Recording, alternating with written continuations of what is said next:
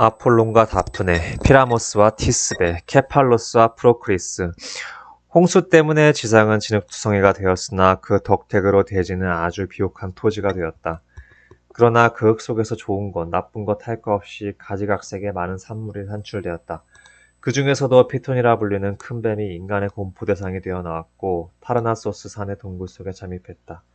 화살의 신이기도 한 아폴로는 자기의 화살로 이 큰 뱀을 쏘아 죽였는데 이 화살은 전에는 그가 토끼나 사냥과 같은 약한 동물을 수렵하는 데에만 사용하였던 무기였다.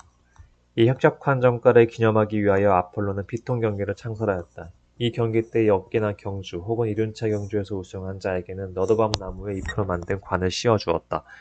왜냐하면 그때에는 아직 월계수는 아폴론에 의하여 자기의 나무로서 채택되지 않았기 때문이었다. 아폴론과 다프네. 다프네는 아폴론의 최초의 여인이었다. 그것은 우연히 이루어진 것이 아니라 에로스의 원한에 의하여 이루어진 것이었다. 언젠간 아폴로는 이 소년이 활과 화살을 가지고 놀고 있는 것을 보았다. 아폴로는 마침 피톤을 퇴치하고 득이양양하여 있었던 때였으므로 소년에게 이렇게 말하였다. 야, 이 장난꾸러기야. 넌 전쟁 때나 쓰는 그런 무기를 갖고 무엇을 하려는 거냐? 그걸 쓸만한 사람에게 줘라. 나는 이 무기로 저 큰 뱀을 퇴치했어. 독을 품은 몸뚱이를 넓은 들에 펼치고 있던 저 큰 뱀을 다리다. 너는 너의 횃불을 만족하고 심심하면 네가 잘 일으키는 사랑의 불장난이나 하면 돼. 그러나 건방지게 내 무기엔 손을 대지 마라. 이 말을 듣고 아프로디테의 아들 에로스는 대답했다. 아폴로님, 당신의 화살은 다른 모든 걸 마칠지 모르나 내 화살은 당신을 마칠걸요? 이렇게 말하며 에로스는 파르나소스 산의 바위 위에서 서서 화살통에서 서로 다른 고인이 만든 두 개의 화살을 끄집어냈는데 그 하나는 애정을 불러일으키는 화살이고 다른 하나는 그것을 거부하는 화살이었다. 전자는 금으로 되고 끝이 뾰족하였으며 후자는 무디고 끝이 나무로 되어 있었다. 에로스는 이 납화살로 하신 페네이소스에 따른 다프네라는 요정을 쏘고 금화살로는 아폴론의 가슴을 쏘았다. 그러자 아폴론은 곧 이 소년을 열애하게 되었으나 다프네는 연애라는 생각마저 하기 싫어했다. 그녀의 유일한 즐거움은 숲속을 찾아다니며 사냥하는 것이었다. 그녀에게 구애를 하는 남성들이 많았으나 그녀는 여전히 숲속을 찾아다니며 연애니 결혼이니 하는 것을 눈여도 두지 않고 그들을 모두 거절하였다. 그녀의 아버지는 종종 그녀에게 말했다. 나도 이제 사이를 보고 손자도 봐야 할 게 아니냐. 다프네는 결혼할 생각을 하는 것을 죄악을 범하는 것 같이 싫어하였으므로 아름다운 얼굴을 붉히면서 아버지의 목을 팔을 감고 말했다. 아버지, 제발 나도 아르테미스와 같이 결혼하지 않고 언제나 처녀를 있도록 해주십시오. 아버지는 하는 수 없이 승낙했다. 그러나 동시에 이렇게 말했다. 네 아름다운 얼굴이 그렇게 하도록 내버려두지는 않을 것이다. 아폴로는 다프네가 죽도록 좋았기 때문에 어떻게 해서라도 손에 넣으려고 생각하였다. 전 세계에 신탁을 주는 그도 자기 자신의 운명을 내다볼 만큼 현명하지는 않았다. 그는 다프네의 두 어깨에 머리칼이 아무렇게나 늘어진 것을 보고 말했다. 빗질을 하지 않아도 저렇게 아름다우니 머리를 곱게 빗으면 얼마나 아름다울까. 그녀는 그녀의 눈이 별과 같이 빛나는 것을 보았다. 또 아름다운 일스를 보았다. 그러나 보는 것만으로 만족할 수가 없었다. 그는 그녀의 손과 어깨까지 노출된 팔을 보고 감탄하였다. 그리고 노출되지 않은 부분을 얼마나 더 아름다울까 하고 상상하였다. 그는 다프네의 뒤를 쫓았다. 다프네는 바람보다도 빨리 달아나며 아무리 그가 간청하여도 잠시도 발을 멈추지 않았다. 그는 말했다.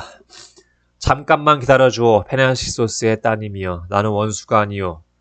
당신은 양의 늑대를 피하고 비둘기가 매를 피하듯이 나를 피하고 있으나 제발 그러지 마오.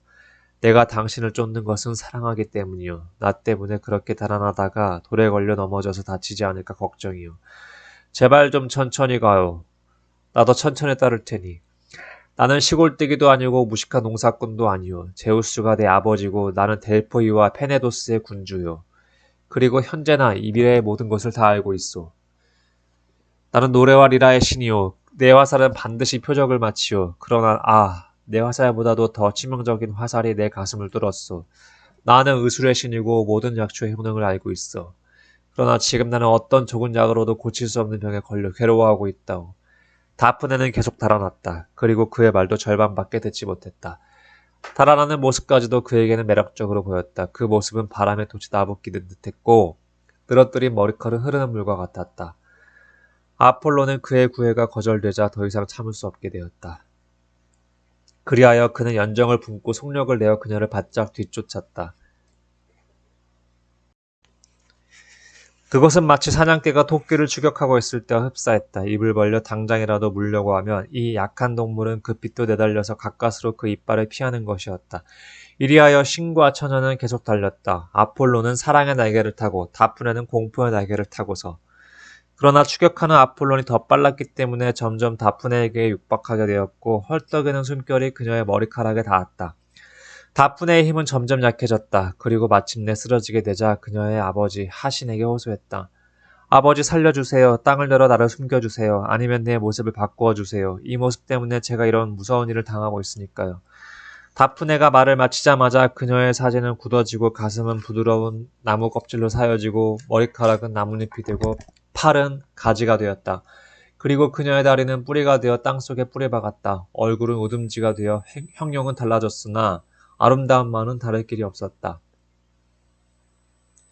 아폴로는 깜짝 놀라 그 자리에 멈춰섰다. 줄기를 만져보니 새로운 나무 껍질 밑에서 그녀의 몸이 떨고 있었다. 그는 가지를 끌어안고 힘껏 키스를 하려고 했다.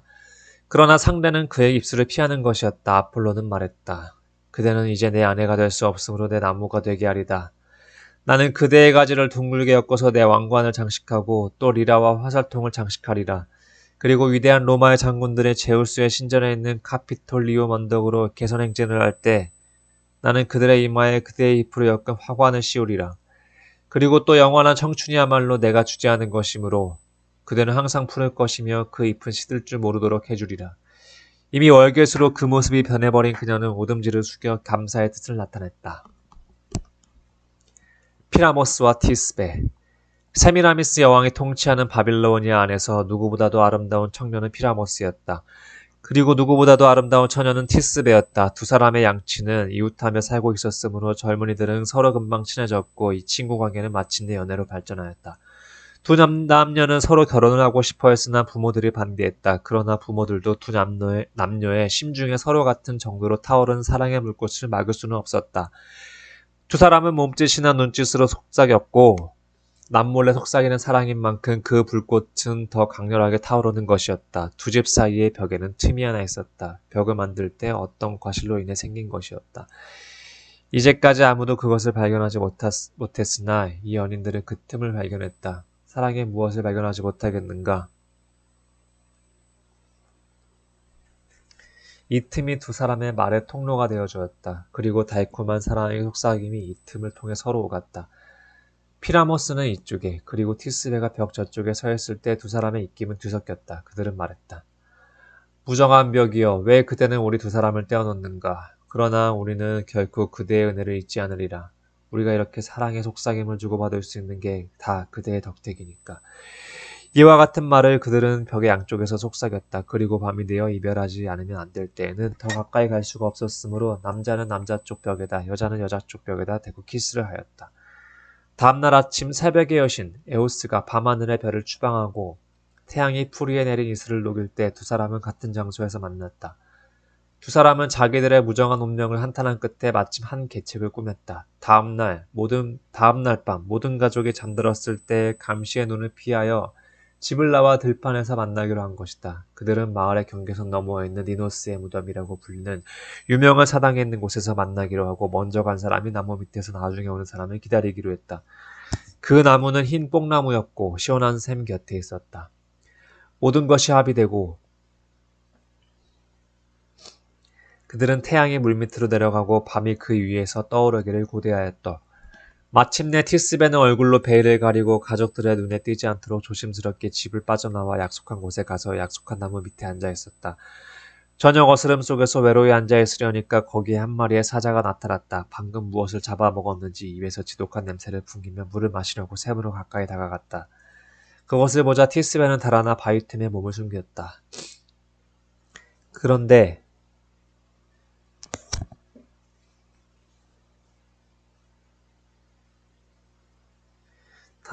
달아날 때 그녀는 쓰고 있던 베일을 떨어뜨리고 있었다. 사자는 샘에서 물을 마시고 다시 숲속으로 돌아가려고 몸을 돌이키다 말고 땅 위에 떨어져 있는 베일을 보자 피 묻은 입으로 그것을 휘둘러 마침내 찢어버렸다. 피라모스가 늦게서 약속한 장소로 다가왔다. 그리고 모래땅에서 사자의 발자국을 발견했다. 그 순간 그의 앙색은 창백해졌다. 잠시 후 그는 갈기갈기 찢어진 피투성이 베일을 발견하였다. 그는 부르짖었다. 오 가엾은 티스베여. 그대가 죽은 건 나 때문이다. 나보다도 더 살가치가 있는 그대가 먼저 가다니 나도 그대의 뒤를 따르겠다. 그대를 이런 무서운 장소에 오도록 해놓고 방치한 내가 잘못이다. 오라 사자들아. 바위 사이에서 나와 이 죄 많은 놈을 너희의 이빨로 물어뜯어라. 피라모스는 베일을 손에 들고 약속한 곳으로 가서 나무를 무수한 키스와 눈물로 적셨다. 그리고 내 피로 내 몸을 물들이리라. 하고 칼을 빼어 자기의 가슴을 찔렀다. 피가 상처로부터 샘솟듯 흘러내려 뽕나무의 하얀 열매를 붉게 물들었다. 피는 땅 위에 흘러 뿌리에 미치고 그 붉은 빛깔은 줄기를 타고 열매까지 올라갔던 것이다. 그동안 티스베는 아직도 공포에 떨고 있었는데 연인을 실망시켜서는 안 된다고 생각하고 조심조심 걸어 나왔다.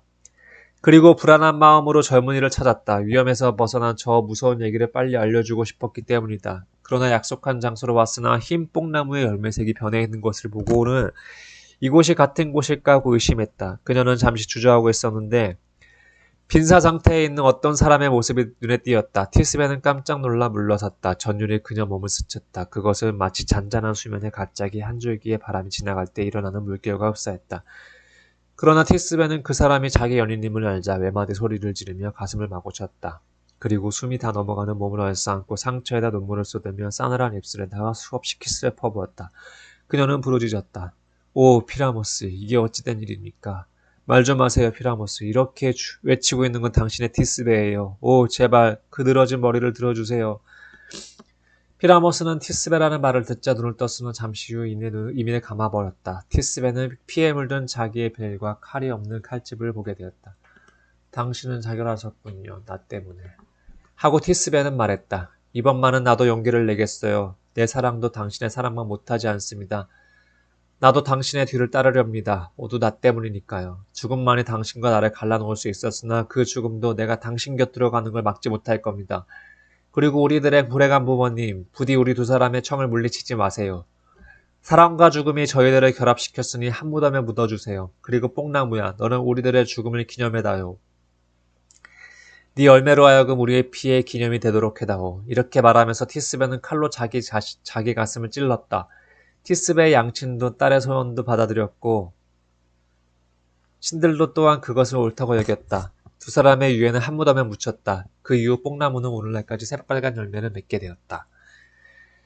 케팔로스와 프로크리스. 케팔로스는 아름다운 젊은이였고 사내다운 스포츠를 좋아했다. 그는 해가 뜨기 전에 일어나서 짐승을 추격하기가 일쑤였다. 새벽의 여신 에오스는 처음으로 지상에 얼굴을 내밀었을 때 젊은이를 보는 순간 못 견디도록 그를 좋아하게 되어 마침내 납치를 해버렸다. 그러나 케팔로스는 그 무렵에 아름다운 여인과 결혼하여 서로 열렬하게 사랑하고 있었다. 아내의 이름은 프로크리스였다. 그녀는 수렵의 여신 아르테미스의 총애를 받았고 여신은 그녀에게 어떤 개보다도 빨리 달리는 개 한 마리와 그 표적을 틀림없이 맞추는 투창을 주었다. 그리고 프로크리스는 이 두 선물에게 남편에게 주었다. 케팔로스는 그 아내에게서 만족감을 느끼고 있었기 때문에 에오스의 간청을 받아들이지 않았다. 마침내 에오스는 노하여 가거라 이 배은막락한 인간아. 가서 네 아내나 소중히 해라. 반드시 그녀에게 돌아간 거 후회할 때가 올 것이다. 하면서 그를 놓아주었다. 케팔로스는 집으로 돌아갔다. 그리고 전과 같이 그의 아내와 더불어 행복한 생활을 하였으며 사냥도 즐겼다.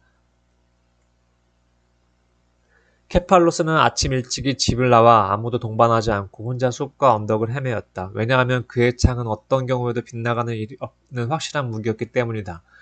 사냥에 지치거나 해가 중천에 오른 때는 찬 시냇물이 흐르는 강가의 나무 그늘을 쫓아 풀위에 누워 옷을 벗고 서늘한 바람을 즐겼다. 때로는 소리 높이 오라 감미로운 바람아 와서 내 가슴에 부채질을 해다오. 오라 나를 불태우는 열을 식혀다오. 하고 외치기도 했다. 어느 날 어떤 사람이 지나가다가 케팔로스와 이와 같은 미풍을 향해 이야기하는 것을 듣고 어리석게도 어떤 처녀와 이야기하는 줄 알고 이 비밀을 케팔로스의 아내 프로크리스에게 가서 전했다.